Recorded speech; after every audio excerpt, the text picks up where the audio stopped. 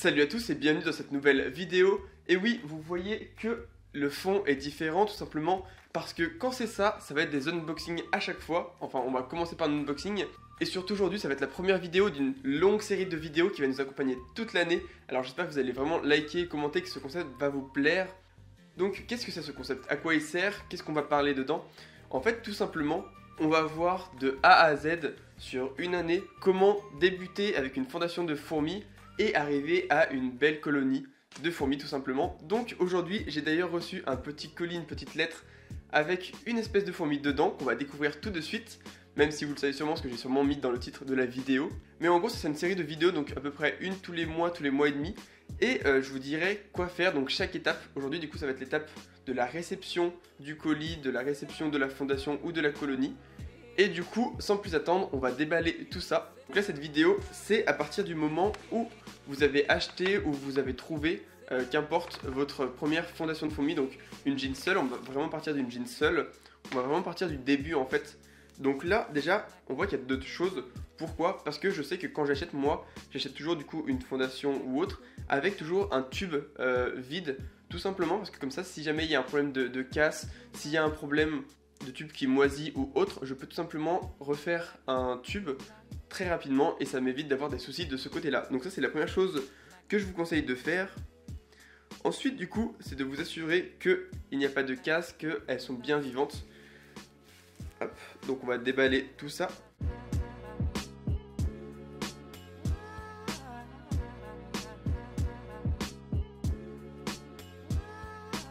Et du coup là on peut voir que rien n'est cassé, elle est en vie et tout va bien.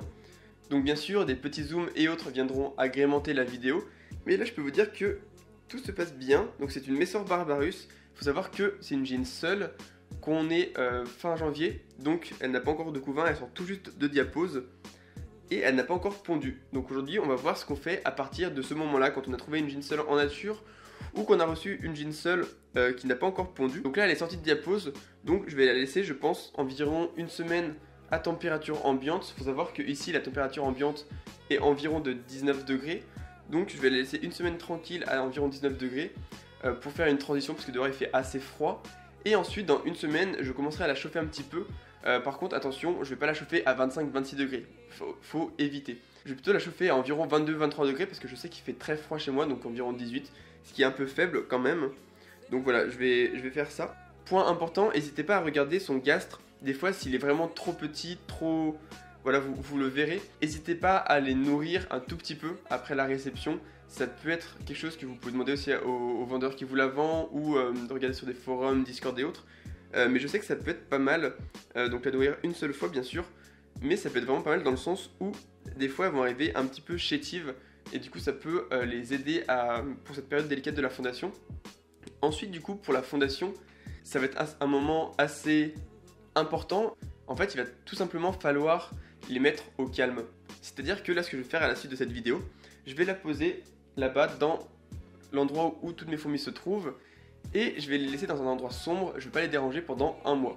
Vous pouvez bien sûr essayer de la regarder une fois par semaine ou autre, mais là, ça va vraiment être un moment où on va très peu les déranger. On va vraiment les laisser au calme.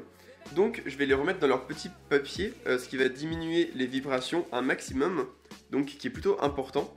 D'ailleurs, vu qu'on va suivre l'aventure de cette petite jean Messor Barbarus, n'hésitez pas à proposer des noms en commentaire, donc des noms, des pseudos ou autres, qui pourraient être pas mal, parce que du coup on va lui donner un petit nom vu qu'on va la suivre pendant un an.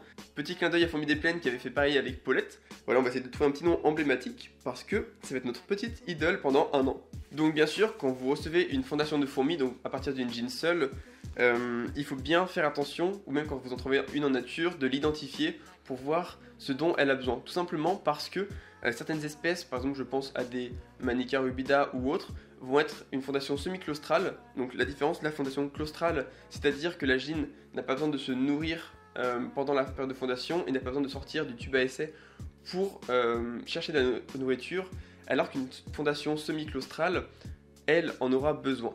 Et bien sûr aussi pour regarder les conditions, que ce soit hygrométrie, température et autres, même si je pense que quand on sort de l'hiver, il ne faut pas du tout les mettre à 25 degrés directement. Attention, petite précision quand même, que si vous les recevez en été, bien sûr que vous n'allez pas les laisser à 18 degrés. Là, vous pouvez, par exemple, s'il fait chez vous très frais, on va dire 18 degrés, les chauffer vers les 24 environ. Il faut juste pas tomber dans les extrêmes, 24-25 peut être pas mal suivant les espèces. Après, c'est à vous de vous accorder suivant l'espèce que vous avez. Du coup, là pour résumer cette vidéo, ce qu'on va faire, c'est tout simplement les laisser au calme pendant environ un mois. Ce qui devrait suffire pour qu'elle ait les premières ouvrières, ou alors pour les Messor Barbarus, ses premières nymphes. Et à ce moment-là, du coup, on attendra une semaine de plus ou non. De toute façon, je vous ferai un petit point dans la prochaine vidéo. Pour l'instant, une semaine à température ambiante. Et après, je les chaufferai un petit peu pour atteindre les 22-23 degrés environ. Et vivement l'arrivée des ouvrières qui nous fera notre prochaine vidéo. Et voilà, j'espère que cette vidéo vous aura plu. N'hésitez pas à me faire part de vos retours pour le second épisode. Ce que vous aimeriez voir, pas voir. Du coup, le deuxième épisode se concentrera sur quand les premières ouvrières apparaissent, comment on fait. Donc voilà, j'espère que vous avez aimé. N'hésitez pas à liker, à commenter comme d'habitude. Et on va se dire à la prochaine. Allez, bye bye tout le monde.